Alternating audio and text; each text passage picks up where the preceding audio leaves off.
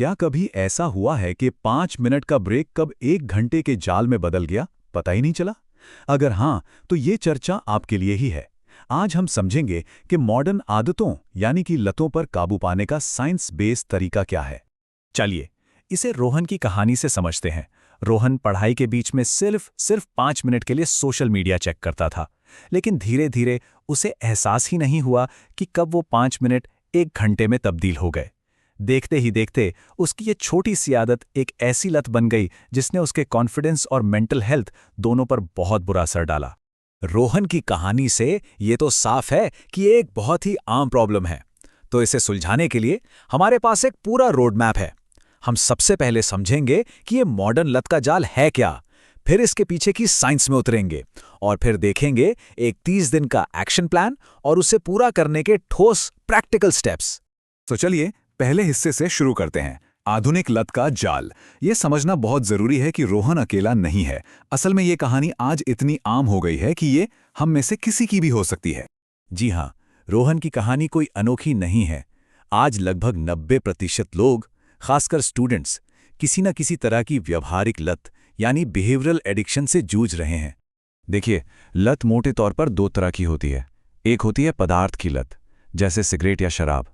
लेकिन आज के दौर में जो चीज़ एक बहुत बड़ी प्रॉब्लम बनकर उभरी है वो है व्यवहारिक लत, जैसे घंटों तक गेमिंग करना, सोशल मीडिया पर स्क्रॉल करते रहना या पोर्न देखना।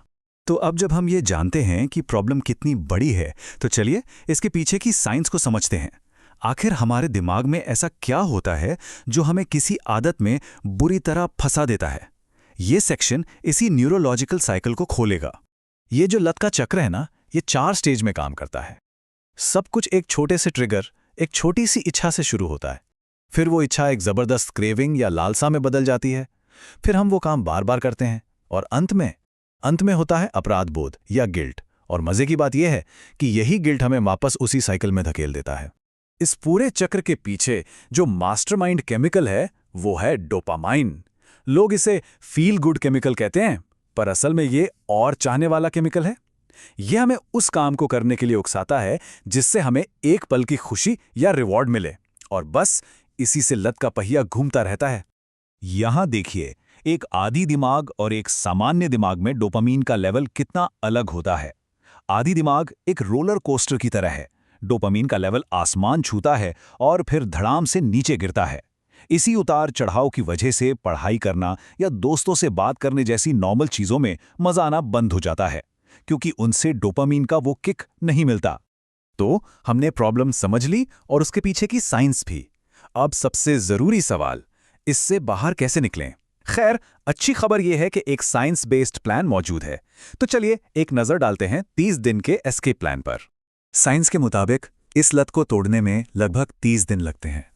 पहले 2 हफ्ते सबसे मुश्किल होते हैं।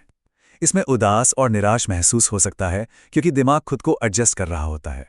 लेकिन तीसरा हफ्ता एक टर्निंग पॉइंट होता है, जहां से एक नई उम्मीद जगती है। और चौथे हफ्ते तक लत का असर कम होने लगता है और एक अंदरूनी खुशी महसूस होने लगती है। इस 30 दिन की यात्रा को शुरू करने के लिए हमें कुछ बहुत ही बुनियादी लेकिन सबसे जरूरी कदमों से शुरुआत करनी होगी। तो चलिए पहले 2 कदमों को समझते हैं, स्वीकार करना और बदलना। सबसे पहला और शायद सबसे मुश्किल कदम है ये स्वीकार करना कि हाँ, एक प्रॉब्लम है। खुद से ये 3 सवाल पूछिए। अगर इन सवालों का जवाब हाँ है, तो ये सिर्फ एक छोटी मोटी आदत नहीं है, ये एक लत है। और सिर्फ मन में स्वीकार कर लेना ही काफी नहीं है। स्टैनफोर्ड यूनिवर्सिटी की रिसर्च ये बताती है कि जब हम अपनी इस प्रॉब्लम के बारे में किसी भरोसेमंद इंसान को बताते हैं और बदलने का वादा करते हैं, तो हमारे सफल होने की संभावना 65% तक बढ़ जाती है। अकाउंटेबिलिटी एक बहुत बड़ी ताकत है। अब आता है दूसरा कदम, जिसे कहते हैं डोपामीन शिफ्टिंग। ये एक ऐसी तकनीक है जिसे national institute of drug abuse ने भी असरदार माना है। इसका मतलब बहुत सीधा है। जब भी किसी चीज की क्रेविंग हो तो अपने दिमाग को एक हेल्दी इनाम की तरफ मोड़ दें। जैसे सोशल मीडिया स्क्रॉल करने की इच्छा हो तो उसकी जगह किसी दोस्त को फोन कर लिया। मीठा खाने का मन हो तो बाहर टहलने चले गए। ये लत के पैटर्न को तोड़ने का एक बहुत ही असरदार तरीका है। ठीक है, तो पहले 2 कदम हमारी जागरूकता और एक्शन के बारे में थे। अब अगले 2 कदम हमारे माहौल और हमारी मानसिकता को ठीक करने पर फोकस करेंगे। चलिए देखते हैं कि हम ट्रिगर्स को कैसे हटा सकते हैं और अपनी सोच को कैसे सुधार सकते हैं।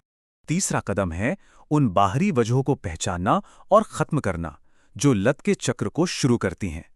अगर मोबाइल की लत है तो फोन की नोटिफिकेशंस बंद कर दें। काम करते वक्त फोन को स्विच ऑफ कर दें। उन दोस्तों या ग्रुप्स को म्यूट कर दें जो बार बार गेम खेलने के लिए उकसाते हैं। ये एक बहुत गहरी बात है जो हमें सीधे चौथे कदम की ओर ले जाती है, पहचान में बदलाव। चौथा कदम है अपनी पहचान बदलना। अगर कोई खुद से बार बार यही कहता रहेगा कि मैं एक आदी हूं, तो उसका दिमाग उसी तरह काम करेगा। इसके बजाय अपनी सेल्फ टॉक को बदलिए। खुद से कहिए, मैं मजबूत हूं, मैं शक्तिशाली हूं, मैं कंट्रोल में हूं। ये दिमाग को एक पावरफुल सिग्नल देता है कि अब बदलाव का समय है। और अब आते हैं आखिरी और सबसे जरूरी कदम पर, वो सीक्रेट जिसकी मदद से संजय दत्त और हनी सिंह जैसे लोगों ने भी अपनी लत पर काबू पाया था। तो क्या है ये नियम? ये बहुत ही आसान है। 10 मिनट का नियम। जब भी लत की जबरदस्त इच्छा हो तो तुरंत हार नहीं माननी है। बस 10 मिनट रुक जाना है। घड़ी देखिए और इंतजार कीजिए। साइंस कहती है कि 10 से 15 मिनट में क्रेविंग की जो तीव्रता है वो अपने आप काफी हद तक कम हो जाती है। ये उस एक पल में जंग जीतने का सबसे ताकतवर तरीका है।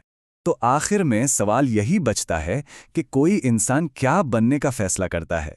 वो इंसान जो अपनी लतों के कंट्रोल में है, या वो इंसान जो अपनी ताकत वापस अपने हाथ में लेता है? याद रखिए, फैसला हमेशा हमारे हाथ में होता है।